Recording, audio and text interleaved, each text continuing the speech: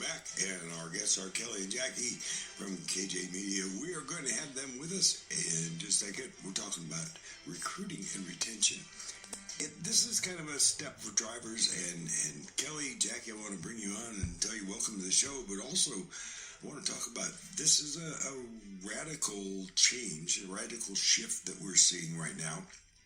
For years, recruiting was done in the trucking industry by, having the one truck that was spiffied up with shiny aluminum wheels and the best paint job and so forth, and it had a sign on the back said, you want to drive this truck and earn a living while you're doing it, we'll train you. Come on down. And then we had the drivers that, there were inducements by sending out a van full of recruiters to a truck stop and so forth.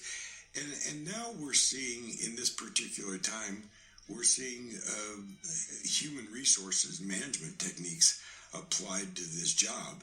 And we're seeing that applied to this industry maybe for the first time. What do you think caused this quantum shift? Good morning, Michael. Thank you for having us on. As always, we're excited to be here.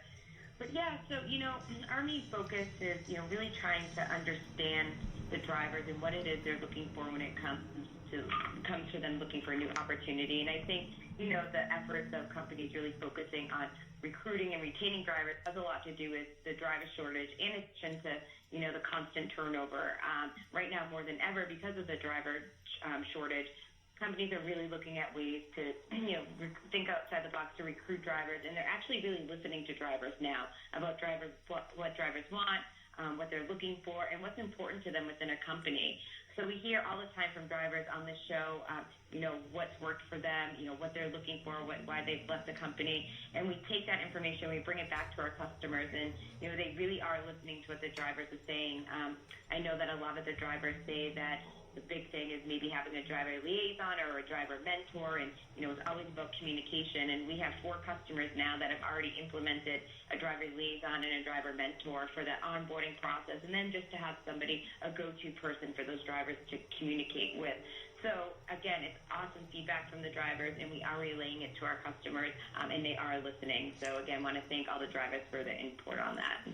Yeah, now, when you say driver shortage, and you've been in this business long enough to know that the minute that those words leave your mouth, you're going to have 50% of the people standing in front of you, if you're in an audience situation, for instance, and they're going to, there's no driver shortage. And they will, adamantly repeat over and over that there is no driver shortage. There's a pay shortage, there's so forth. But we do have some relevant data, some data that exists right now that says there is a driver shortage. And granted, I think what many of those drivers are trying to say is if the industry would operate more scrupulously and on a more reward type of basis, that maybe there wouldn't be a driver shortage, that's the problem.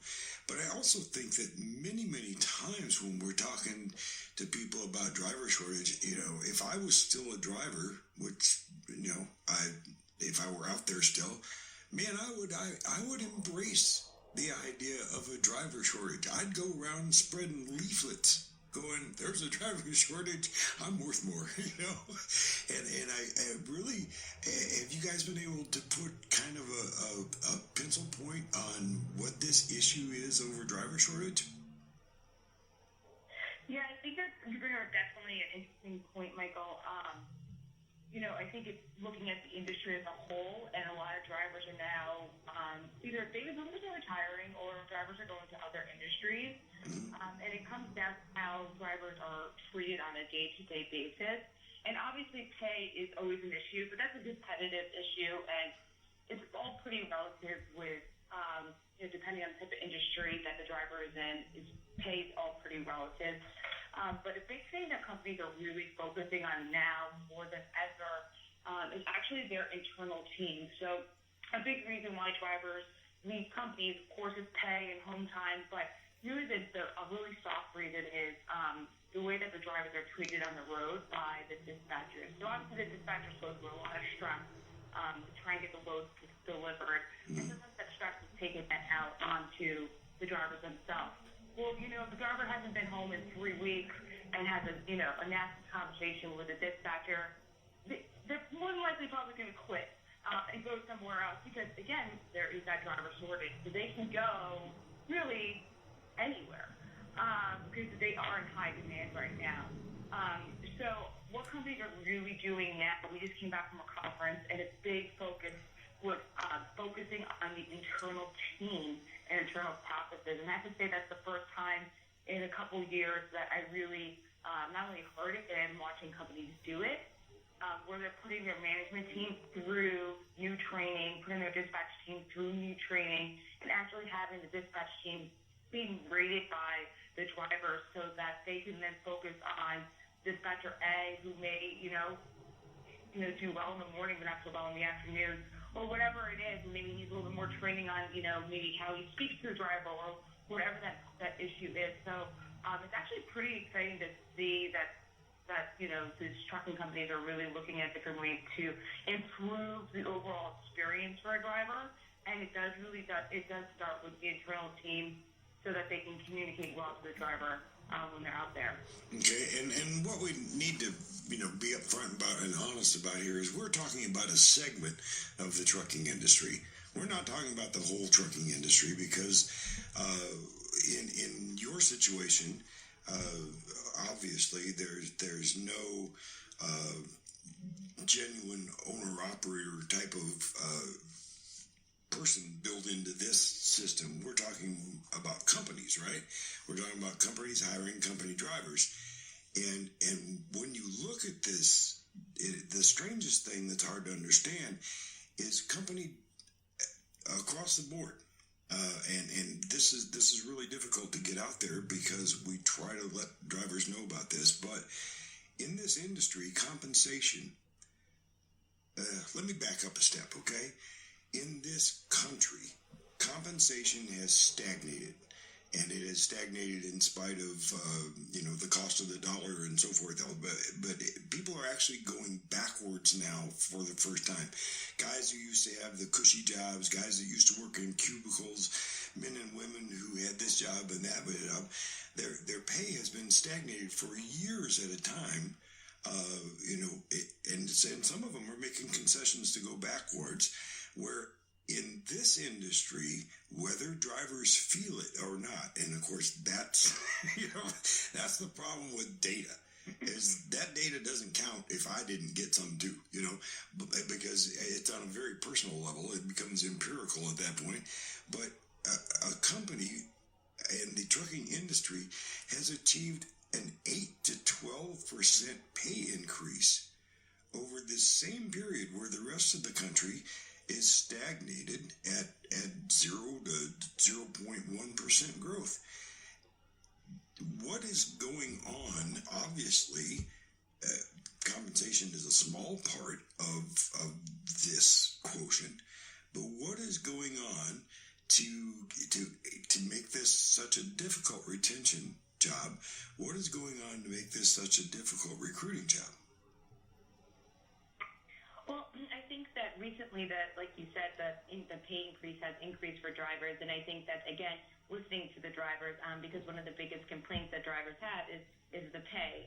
And anybody that knows a truck driving job or who's in the industry understands how tough of a job being a truck driver is, and how important it is to America as a whole and the economy as a whole. So I think the pay increase has to deal with the companies, again, listening to the drivers and acknowledging them and appreciating the hard work that they do. So again, I think it goes back to, companies listening to them, in addition to, increasing the pay for drivers is going to attract younger people into this industry, and that's something that we're facing too.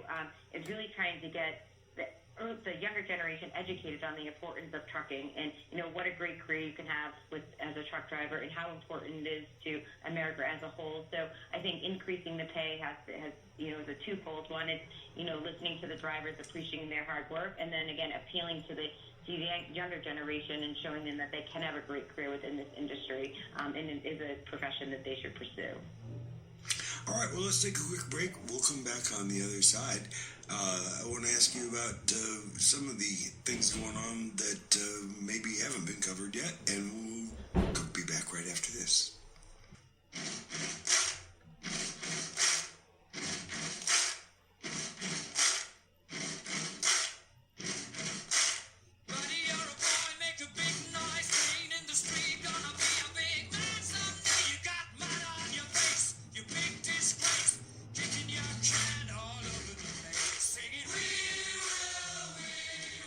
Somehow I need to find a single of that because there is nothing in the world better than playing We Will Rock You by Queen and driving down the downside of a big long hill with your Jake brake on.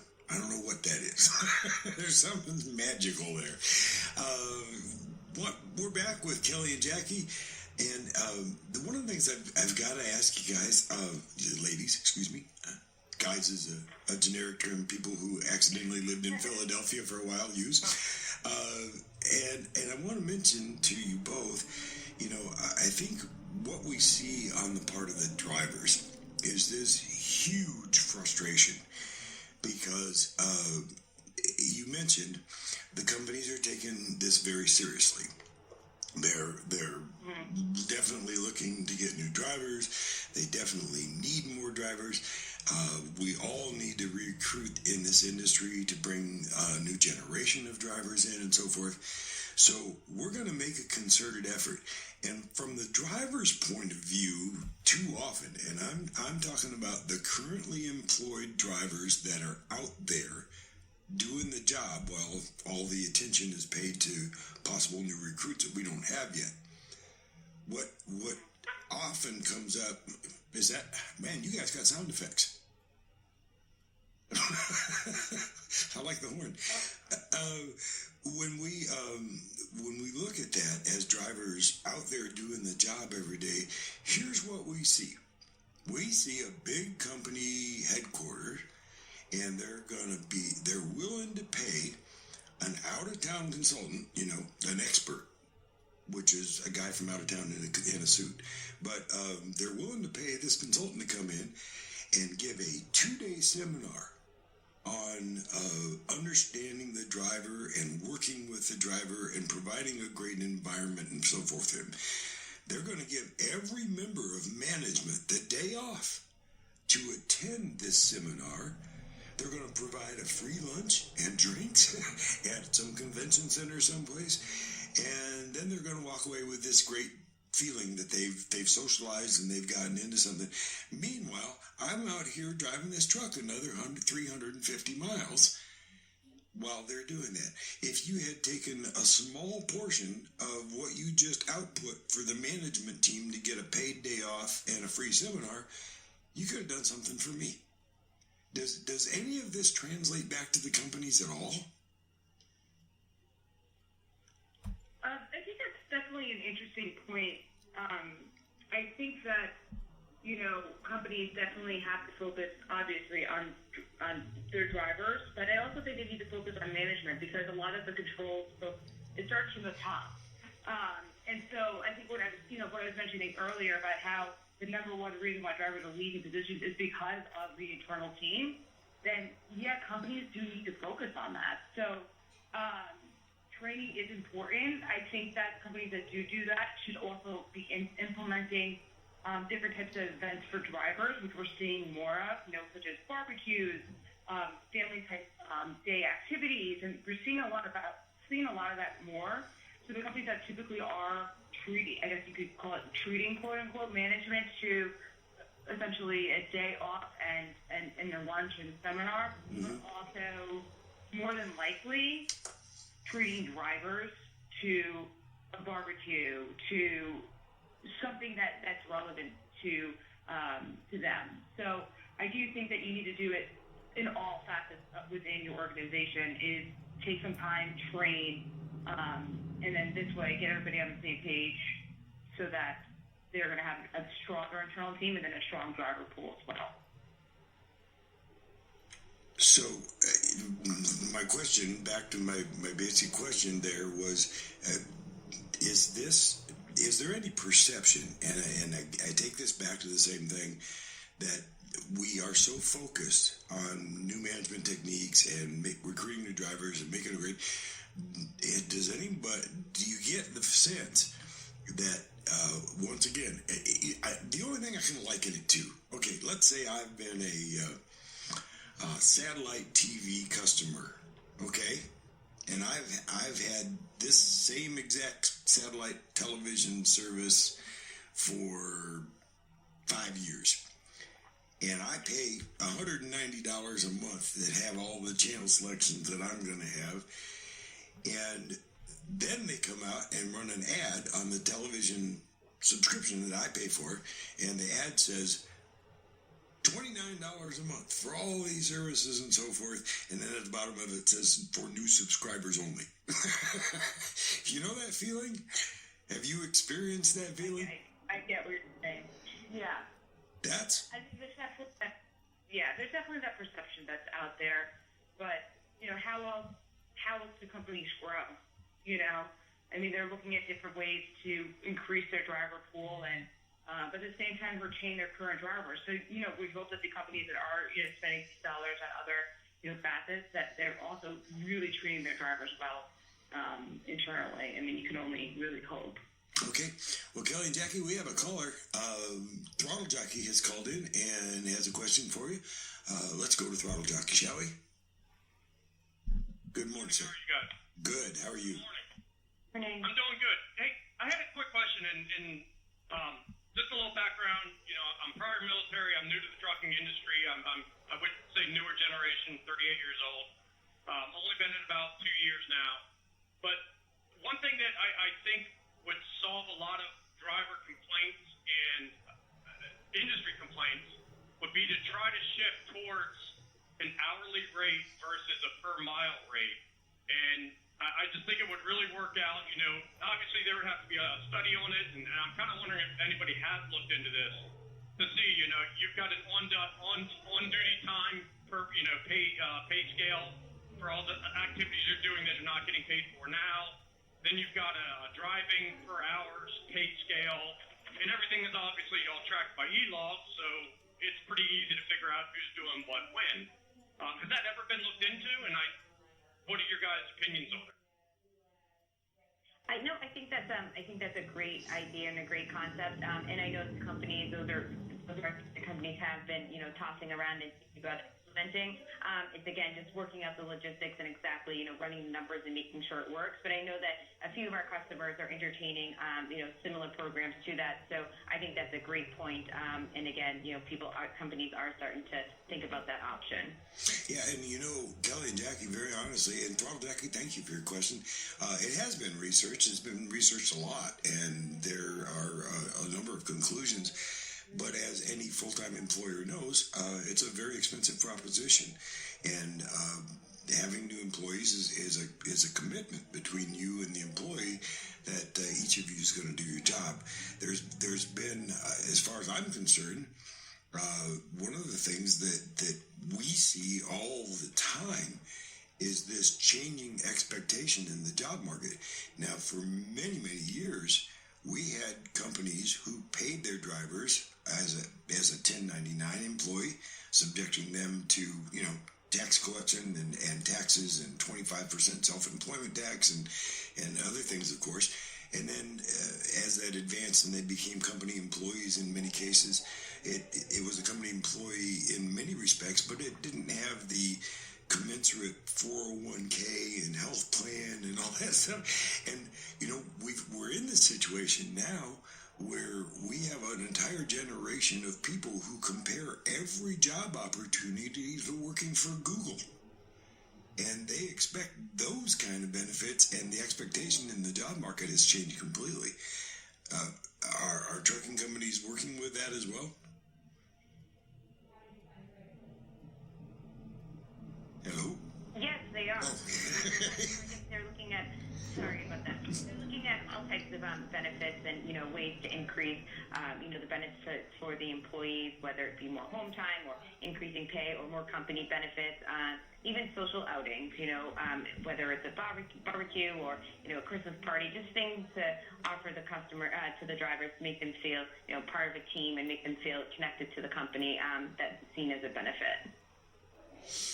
Okay, well, coming out of all of this, to wrap this up, as really human resources, generally, what is it that is your biggest task in your job to try and get these two factions together and help this industry grow? I think, our biggest task right now is, hearing, from the drivers, and the drivers have been phenomenal to, go to our website and, submit, what's worked with companies and what's not. And then, it's really just a time game and being able to relay it all to our customers and help them, change some of the internal processes that they've had implemented for years, decades. So it's just a matter of, being, bridging the gap between communication for drivers and carriers. All right, well, we're out of here. Thank you so much, Kelly and Jackie, for being part of the Dr. Tim Ridley program. Michael Burns sitting in for Dr. Tim Ridley, Sirius XM.